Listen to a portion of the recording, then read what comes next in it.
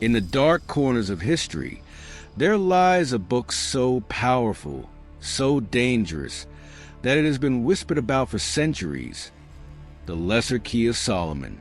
Legends claim that within its pages are the secrets to controlling not just the elements of the natural world, but the very forces of darkness itself.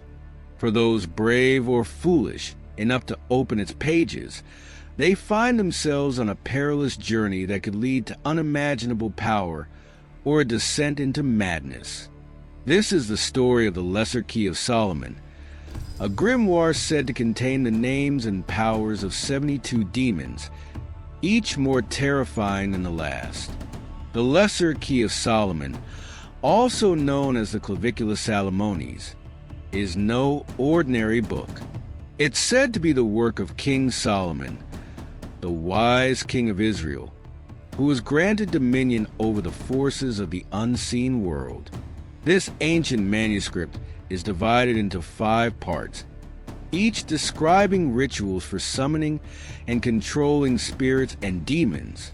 But perhaps the most notorious section is the Ars Goetia, the first part, which contains the names of 72 demons that Solomon is said to have controlled. These demons are not mere figments of imagination. They are said to have real, terrifying powers that can influence human lives in unimaginable ways. Imagine the power to summon a demon that could grant you knowledge beyond human comprehension, or wealth that would make you a king among men. But there is always a price. The demons of the Lesser Key of Solomon do not give their power freely. They demand a toll, a contract that can never be revoked. Some say that the book itself is cursed, that anyone who seeks its knowledge will forever be haunted by the demons they summon. The truth is, the Lesser Key of Solomon is as dangerous as it is powerful. Many occultists believe that reading this book can lead to possession, curses, and even death. As you flip through the pages, you encounter the names of demons like Baal, the first demon listed, known for his ability to control and deceive, and Paimon, a demon who grants knowledge and power, but is said to demand the soul of the one who summons him. There is no shortage of terrifying entities in these pages, each one more potent and malevolent than the last. And with each demon comes a specific ritual, a detailed description of how to summon them, how to control them, and how to keep them from turning on you. But there's no guarantee that the demon will obey. Some have been known to turn on their summoner, wreaking havoc and causing death and destruction in their wake. But what of the book itself?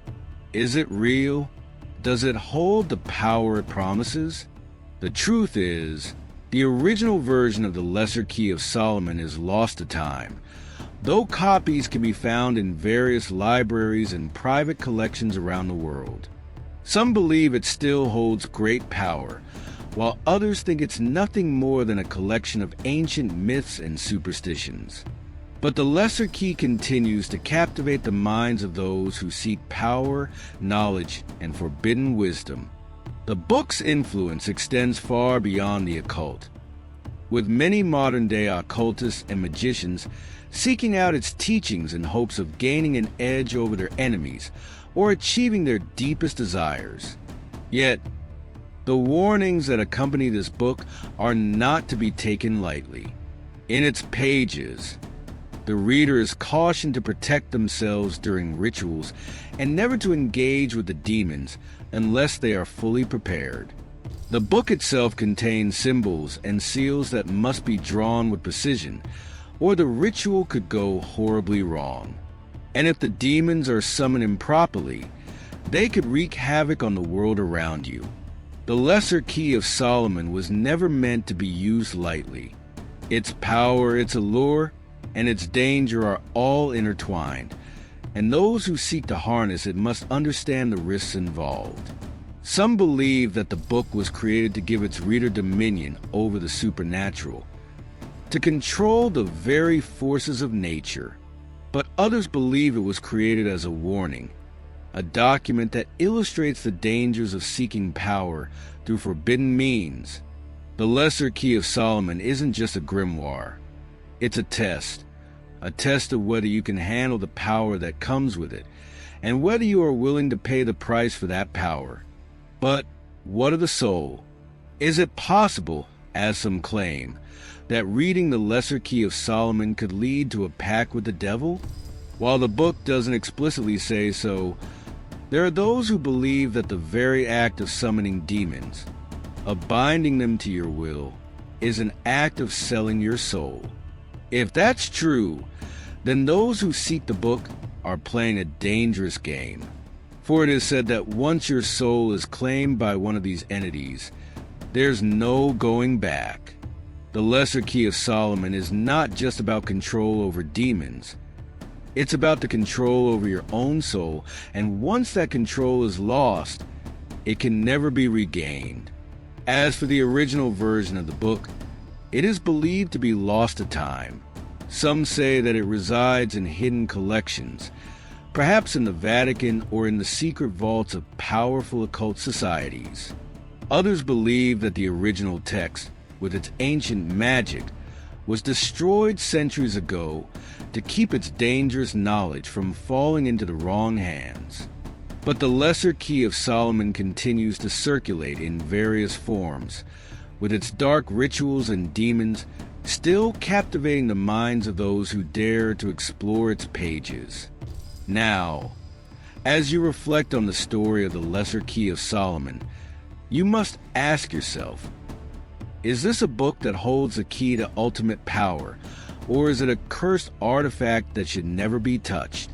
The 72 demons within it, with their promises of knowledge and wealth, are seductive. But at what cost? If you dare to open the book and attempt the rituals contained within, what will you find? Power, yes, but at what price?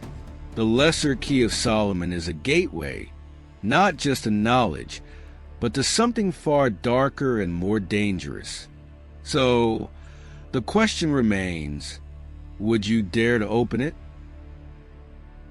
The Lesser Key of Solomon, 72 demons name: Baal, Agars, Vasego, Samigina, Marba, Veilfar, Ammon, Barbados, Paimon, Bur, Gusion, Sitri, Beleth, Larage, Eligos, Zepar, Bodis, Bathan, Salos, Person, Merox, Ipios, Aim, Nabirius, Glaciolabulas, Bune, Rat, Furfur, Marcosias, Stolas, Phoenix, Halfas, Malphas, Rom, Focaler, Viper, Sabnock, Shax, Vine, Bifrons, Yuval, Zagan, Valak, Andres, Floros, Amdusias, Belial, Decorabia, Seer, Dantalion, Andrilphus, Came, Murmur, Oroba, Gremory, Os, Amy, Oriax, Vul, Halphas, Aurarial, Asmodee, Sargatanas, Veilfor, Balaam, Came, Zagan, Agars, Samages, Ammon, Bur, Gusion. In the end, the Lesser Key of Solomon is a book of mystery, power, and curse. It is a path that few should ever walk. But for those who do, the consequences are as vast and dark as the demons it describes. The power it holds is real, but so is the danger. And once the door is opened, there is no telling what might come through. So, the question is yours. Do you dare to seek its secrets, knowing the cost? Or will you leave it locked, its pages forever untouched, its demons forever waiting? Thanks for joining me on this epic adventure into the heart of King Solomon's magical secrets. If you've got theories or insights about the king's mystical abilities, be sure to share them in the comments below. And don't forget to check out our next video, where we'll be diving into more ancient mysteries and uncovering secrets that will leave you speechless.